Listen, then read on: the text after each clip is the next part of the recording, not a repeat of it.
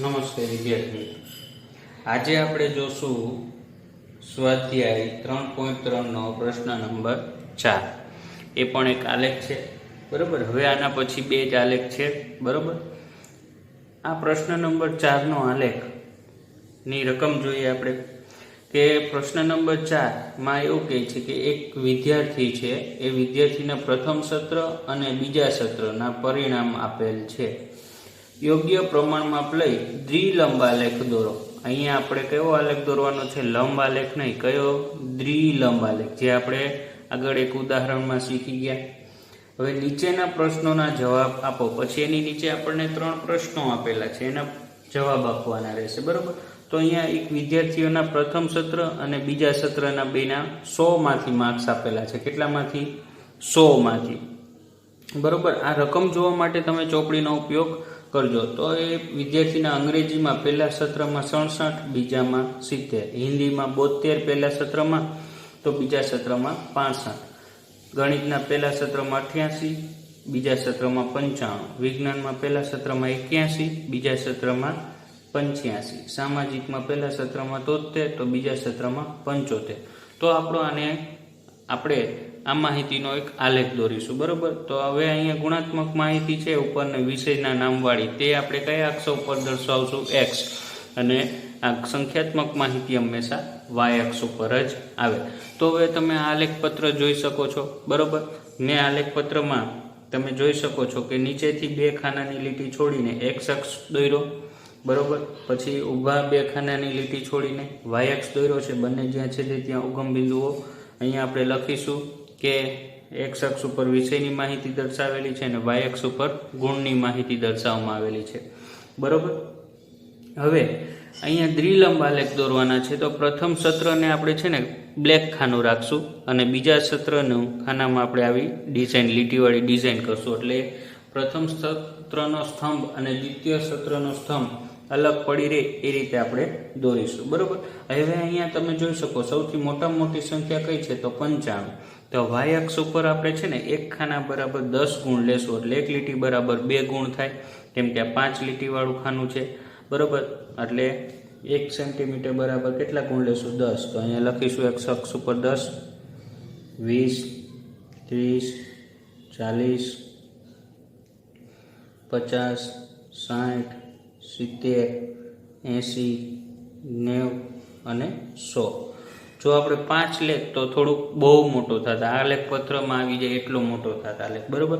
હવે નીચે છે ને આપણે ગઈ વખત એવું કર્યું હતું કે 2 દ્વિલંબ આલેખનો 2 સ્તંભ એક જ ખાનામાં દોર્યા હતા. આપણી પાસે અહીંયા બહુ શોર્ટ માહિતી છે, બહુ ઓછી છે, એટલે આપણે શું કરશું? એક ખાના બરાબર એક સ્તંભ દોરશું. એટલે એક ખાનું છોડ્યું, 2 ખાના અંગ્રેજીના, એક ખાનાની લીટી છોડી, 2 ખાના હિન્દીના, એક ખાનાનું છોડીને 2 ગણિતના, એક ખાનું છોડીને 2 ખાના વિજ્ઞાનના, એક ખાનું છોડીને 2 ખાના સામાજિક વિજ્ઞાનના. એટલે આરામથી આપણને આ માહિતી સમાઈ ગઈ. તો આપણે અહીંયા એક સ્તંભ માટે આખો એક ખાનાની લીટી લઈ શકીએ છીએ, બરોબર. હવે આપણે સૌપ્રથમ દોરીશું. તો પ્રથમ સત્રમાં, બરોબર, અંગ્રેજી છે. તો અંગ્રેજીના પહેલા સત્રમાં 67 માર્ક છે. કેટલા? 67. તો 67 એટલે 65, 60 અને 70 ની વચ્ચે આવે અને 65 થી ઉપર. તો 67 જોઈએ તો એક ખાના બરાબર 2 છે, કેમ કે અહીંયા એક એકમ બરાબર 10 ગુણ પ્રમાણમાં આપ લીધું છે. એટલે 5 ખાનાનો આલેખપત્ર છે, 5 ખાનાની લીટીવાળું, એટલે 5 ખાનાવાળું છે, એટલે 10/5 કરીએ તો એક લીટી બરાબર 2 ગુણ થયા. તો 60 પછી આપણે 67, એટલે અહીંયા 62, 64, 65 અને 67. એટલે આપણે 1, 2, 3 ને 4 લીટી પછી અડધું દોરવું પડશે. એટલે 1, 2, 3 અને ચોથી લીટીની વચ્ચોવચ્ચ દોરવાનું રહે, તો 67 માર્ક્સ થશે, બરોબર. અંગ્રેજીના પ્રથમ સત્રના 67 માર્કનો સ્તંભ દોર્યો, બરોબર. આ પ્રથમ સત્રનો સ્તંભ થયો. હવે દ્વિતીય સત્રમાં 70 છે, બરોબર. તો એની બાજુમાં જ આપણે 70નો સ્તંભ દોરીશું, બરોબર. હવે આ 2 સ્તંભ દોરાઈ ગયા, પ્રથમ સત્રનો અને આ દ્વિતીય સત્રનો. તો દ્વિતીય સત્રનો અલગ કરવા માટે આપણે એક ખાનામાં લીટી સ્તંભની અંદર ડિઝાઇન કરીશું. તો આપણને ઇઝીલી ખ્યાલ આવશે કે આ પ્રથમ સત્રનો છે કે દ્વિતીય સત્રનો, બરોબર. આ દ્વિતીય સત્રનો સ્તંભ થયો. બરાબર.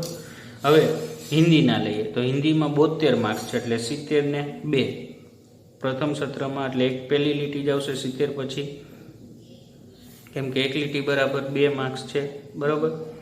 પછી બીજા સત્રમાં 65 આવ્યા, એટલે 1 અને 2, અને બીજી ને ત્રીજી લીટી વચ્ચે આવશે વચ્ચોવચ,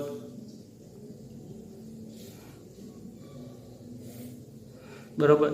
પહેલો સ્તંભ છે એ પ્રથમ સત્રનો અને બીજો સ્તંભ છે તે દ્વિતીય સત્રનો, તો એમાં પણ આપણે ડિઝાઇન કરી દઈશું, બરાબર. હવે તમે જોઈ શકો ગણિતમાં 88 માર્ક, એટલે 80 પછી 85 પછી 88, તો ચોથી લીટી 1, 82, 84, 86 ને 88, બરાબર. એટલે 90 થી નીચેની લીટી આ પ્રથમ સત્રના માર્ક્સ થયા ગણિતના. દ્વિતીય સત્રના 95 છે, એટલે 90 ઉપર આવશે, 90 અને 100 ની વચ્ચે, તો પહેલી બીજી ને ત્રીજી લીટી વચ્ચે લીટી દોરીશું, આ આડી લીટી, બરાબર. ત્યાંથી લઈને આપણે અહીંયા આ દ્વિતીય સત્રનો સ્તંભ,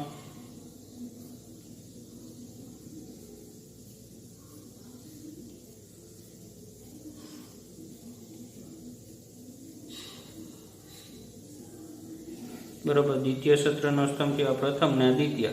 હવે વિજ્ઞાનમાં 81 માર્ક્સ છે, બરાબર. તો 80 ને પહેલી લીટી અને 80 ની લીટીની વચ્ચે એક લીટી દોરીશું, 81 માર્ક્સ, બરાબર. પછી છે 85 માર્ક, તો પ્રથમ સત્રમાં 81, બીજા સત્રમાં 85 માર્ક્સ છે, તો 85 માર્ક ક્યાંથી આવશે, તો પહેલી બીજી અને બીજી ને ત્રીજી લીટી વચ્ચે દોરીશું,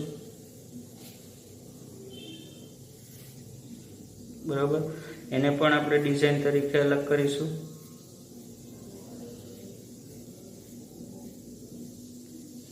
બરાબર. એટલે આ વિજ્ઞાનના સ્તંભ થઈ ગયા. હવે સામાજિક વિજ્ઞાનના પહેલીમાં 73, એટલે 70 ને 3, તો 70 ને 72 ને 73, એટલે બીજી ને પહેલી લીટીની વચ્ચે આવશે, બરાબર. 73 માર્ક્સ. પછી 75, તો બીજી ને ત્રીજી,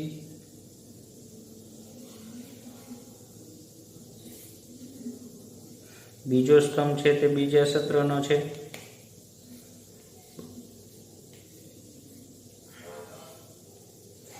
બરોબર. વિદ્યાર્થી મિત્રો તમે જોઈ શકો આપણે અહીંયા એક વિદ્યાર્થીનો દ્વિલંબ આલેખ દોર્યો છે, બરોબર. આ પહેલો જે કોરો સ્તંભ દોરેલો છે એ કયો સ્તંભ છે, પ્રથમ સત્રનો, અને જે આ ડિઝાઇન વાળો સ્તંભ છે તે દ્વિતીય સત્રનો. અહીંયા ઓછી માહિતી હતી એટલે એક ખાનાની લીટી બરાબર મેં અહીંયા એક સ્તંભ દોરેલો છે. જો થોડીક હજુ 1-2 માહિતી હોત તો એક જ ખાનાની અંદર આ બંને સ્તંભ દોરવા પડતે. એ આપણે આગલા ઉદાહરણની અંદર જોઈ ગયા છીએ, બરાબર. હવે તમે જોઈ શકો આ વિદ્યાર્થીઓના ઇઝીલી માર્ક્સ ખબર પડી જાય. અંગ્રેજીમાં પહેલી પરીક્ષામાં ઓછા હતા, બીજીમાં વધી ગયા. હિન્દીના પહેલીમાં વધારે હતા તો બીજામાં ઓછા થઈ ગયા, બરાબર. ગણિતમાં પહેલીમાં ઓછા તો બીજી પરીક્ષામાં સારા માર્ક્સ આવ્યા. વિજ્ઞાનમાં પણ પહેલી પરીક્ષામાં ઓછા આવ્યા તો બીજી પરીક્ષામાં સારા આવ્યા, બરોબર. અને સામાજિક વિજ્ઞાનમાં પહેલી પરીક્ષામાં ઓછા આવ્યા, બીજી પરીક્ષામાં વધુ આવ્યા, બરોબર. તો સૌથી વધુ સારું પરિણામ કયો આ વિષયનું છે તો વિદ્યાર્થીના ગણિતનું, અને સૌથી ઓછું પરિણામ ઘટ્યું હોય તો હિન્દીનું, બરોબર. તો એ આપણને ખ્યાલ આવી ગયો. હવે આપણે જોશું એના પ્રશ્નોના જવાબ. તો અહીંયા વિદ્યાર્થીનો પ્રશ્ન છે કે વિદ્યાર્થીએ કયા વિષયના દેખાવમાં સૌથી વધુ સુધારો કર્યો, એટલે કે બંને પહેલી પરીક્ષા અને બીજી પરીક્ષા એ બંને પરીક્ષામાંથી વિદ્યાર્થીએ કયા વિષયમાં સૌથી વધારે સુધારો થયો.